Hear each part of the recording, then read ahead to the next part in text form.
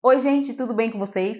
Hoje eu quero falar com vocês sobre um tema muito importante sobre o direito de família, que é o divórcio. Vou falar também sobre divisão de bens e pensão para o ex-cônjuge, que é um assunto que levanta muitas dúvidas. Então vamos lá. Vou começar falando sobre o divórcio, que é o fim da união legal entre duas pessoas, que pode ocorrer de forma consensual, quando ambos os cônjuges estão de acordo em se separar, ou de forma litigiosa, quando há conflitos e desacordos entre as partes. No divórcio consensual, as partes entram em um acordo amigável, decidem juntas sobre a questão dos bens e a guarda dos filhos, e também a pensão alimentícia para eles. Aí então o divórcio pode ser feito no cartório, onde é feita uma escritura com todas as condições definidas. Já no divórcio litigioso, o processo ocorre judicialmente e é o juiz quem vai decidir sobre as questões. É importante saber que, sendo amigável ou litigioso, é necessário o auxílio de um advogado. Uma situação comum que faz com que grande parte dos divórcios ocorram em litígio é quando um dos cônjuges não quer se divorciar. Mas isso não impede que o divórcio aconteça. Porque é só a pessoa que quer se divorciar dar entrada com um pedido de divórcio por meio de um advogado, e então o juiz vai julgar esse processo e decretar o divórcio. Além disso, é necessário que o divórcio ocorra pela via judicial quando há filhos menores envolvidos. É preciso abordar questões como a guarda dos filhos e a pensão alimentícia. É fundamental buscar uma solução que seja a melhor para os filhos, garantindo o bem-estar e o cuidado com eles após a separação. Portanto, seja por meio de um acordo consensual ou de um processo litigioso, é importante que o divórcio seja realizado de forma justa e equilibrada para ambas as partes. A assessoria jurídica de um advogado especializado em direito de família é fundamental para garantir que tudo seja conduzido da melhor maneira possível. Agora, como ocorre a partilha de bens no divórcio? Para saber isso, é necessário falar sobre os regimes de bens no casamento e como eles influenciam na partilha durante o divórcio. Os mais conhecidos são comunhão parcial de bens, comunhão universal de bens e separação de bens. Na comunhão parcial de bens, os bens adquiridos onerosamente durante o casamento são considerados comuns do casal. Isso significa que, ao se divorciarem, esses bens serão divididos igualmente entre o casal. Já os bens adquiridos antes do casamento, por herança ou doação, são considerados bens particulares de cada um e não serão objetos de partilha. No regime de comunhão universal de bens, todos os bens são do casal, considerados comuns, incluindo os bens adquiridos antes do casamento. Isso significa que, em caso de divórcio, todos os bens serão divididos igualmente entre o casal, independentemente de quando foram adquiridos. Já no regime de separação de bens, cada um possui seu próprio patrimônio e não há comunhão de bens durante o casamento. Nesse caso, não haverá partilha de bens no divórcio, pois cada um fica com o que é de sua propriedade. É importante escolher o regime de bens adequado para cada casal, levando em consideração as suas expectativas e necessidades.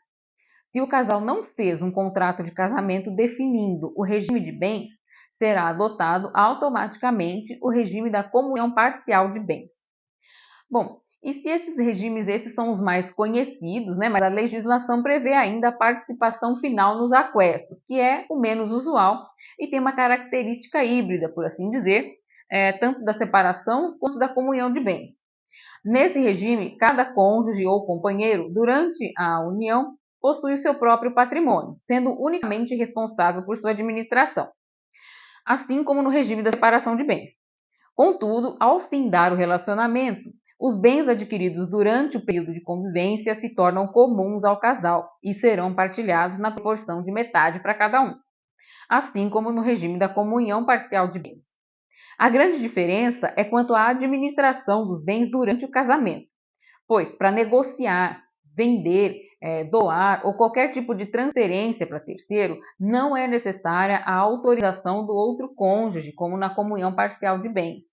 Contudo, havendo a separação, os bens adquiridos na constância do casamento passam a ser comuns do casal e devem ser divididos por igual. É importante mencionar aqui também quanto à separação de bens. Além da convencional, que é de livre escolha do casal, também existe a separação obrigatória de bens prevista pela lei em duas situações. Primeiro, as pessoas que contraíram um casamento com inobservância das causas suspensivas da celebração, conforme determina a legislação, que tem lá as situações específicas, que eu posso fazer um vídeo depois explicando melhor sobre isso, para os maiores de 70 anos e os relativamente incapazes, que são pessoas com idade entre 16 e 18 anos, que precisam de suprimento judicial quando um dos genitores do casal ou os dois não autorizam o casamento. Nesse caso, a pessoa que é relativamente incapaz pode ingressar judicialmente, então o juiz poderá autorizar o matrimônio. Então, nesses casos, a separação é obrigatória.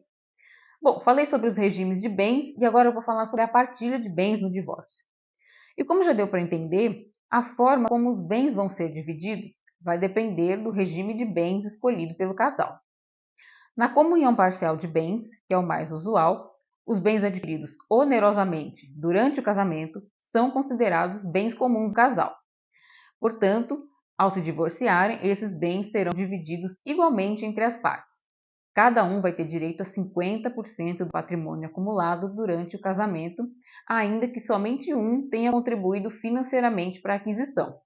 Isso porque se considera que tudo que foi adquirido durante o casamento é fruto de aquisição por colaboração mútua, e mais, que foi utilizado para benefício do casal e não só de uma parte.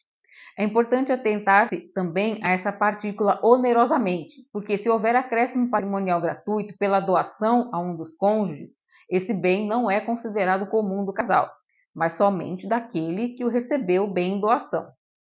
Do mesmo modo, acontece com a herança recebida por um dos cônjuges e os bens subrrogados em seu lugar. O que é isso, bem subrrogado? É o bem que toma o lugar da herança. Por exemplo, a pessoa herda um bem qualquer, que seja um apartamento, e o vende para comprar um carro, e ainda sobra algum dinheiro. Esse carro que ela comprou se subrogou no lugar do bem de herança, que era o apartamento. Portanto, não se considera como um bem comum do casal, e nem o dinheiro que sobrou nesse exemplo. Vai ser considerado, portanto, bem particular. Por isso, é fundamental fazer a identificação correta dos bens comuns e particulares para garantir uma partilha justa. Nem sempre é fácil determinar a origem dos bens, principalmente quando há bens que foram adquiridos antes do casamento ou por herança, e, nesse caso, de subrogação que eu acabei de explicar. Além disso, é importante ressaltar que a partilha de bens não se limita apenas a imóveis e veículos. Ela envolve também outros bens, como investimentos, contas bancárias, móveis, utensílios domésticos e, inclusive, as dívidas contraídas durante o casamento, ainda que seja uma dívida apenas de um dos dois. A partilha de bens é sempre um processo delicado no divórcio porque envolve questões além de financeiras, emocionais também. Por isso é importante buscar uma solução amigável, se possível, para garantir que ambas as partes saiam satisfeitas e em paz com o acordo. Porque o juiz vai julgar se não houver acordo. E como o juiz é imparcial, ele vai julgar de acordo com as leis e muitas vezes a decisão pode não ser vista como ideal pelas partes envolvidas. Bom, depois de falar sobre a partilha de bens, claro que sem a pretensão aqui de esgotar o assunto, né, porque tem muito mais coisa ainda para se falar, é um tema bem legal. Agora eu vou falar sobre a pensão alimentícia ao ex-cônjuge. A pensão alimentícia é um valor pago para garantir o sustento e a manutenção do padrão de vida após a separação. Ela é devida em algumas situações específicas, como quando o ex-cônjuge fica em situação de necessidade após o divórcio, que pode ser comprovada por meio de documentos que demonstrem a dificuldade financeira do beneficiário. O valor pode ser estabelecido de duas formas: por um acordo entre as partes ou por uma decisão judicial. Em caso de divórcio consensual, as partes podem entrar em um acordo amigável sobre o valor da pensão. Já em caso de divórcio litigioso, o juiz é que vai ser o responsável por determinar o valor com base na necessidade do beneficiário e na capacidade financeira da pessoa obrigada a pagar. A duração da pensão também pode variar. Em alguns casos, uma pensão pode ser devida por tempo determinado, por exemplo, até que o beneficiário encontre um emprego ou se estabilize financeiramente.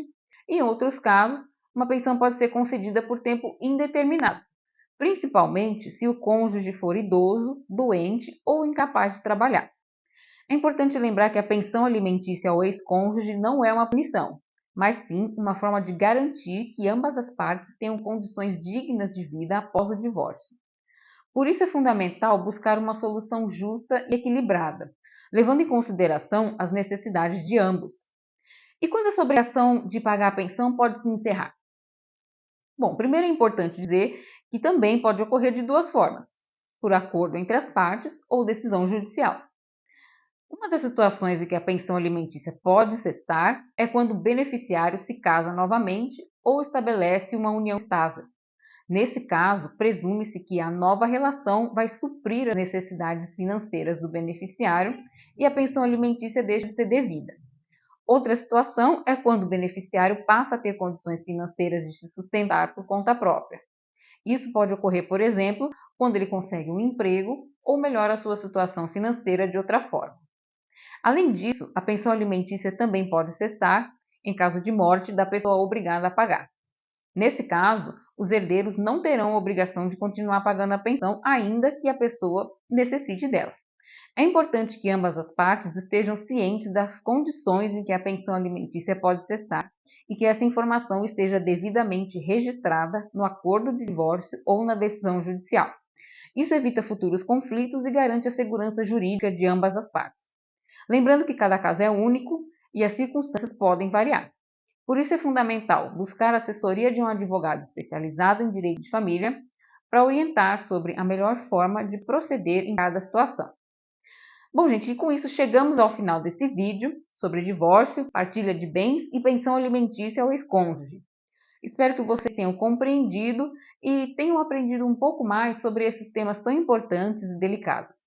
O divórcio é um momento de grandes mudanças na vida e é fundamental que seja conduzido de forma justa e equilibrada. A partilha de bens pode ser um processo delicado, mas com assessoria jurídica adequada é possível encontrar uma solução amigável que atenda aos interesses de ambas as partes. A pensão alimentícia ao ex-cônjuge é uma forma de garantir que ambos tenham condições dignas de vida após a separação. É importante entender em quais situações ela é devida e como pode ser encerrada, buscando sempre a melhor solução para todos os envolvidos. Bom, gente, espero que esse vídeo tenha sido útil e informativo para vocês. Se tiver alguma dúvida, sugestão para temas de vídeos futuros, não deixe de deixar nos comentários. Não se esqueça de se inscrever no canal, deixe o seu like e compartilhe com amigos e familiares que também podem se interessar pelo assunto. Muito obrigada por assistir e acompanhar meu conteúdo. Até o próximo vídeo. Tchau, tchau!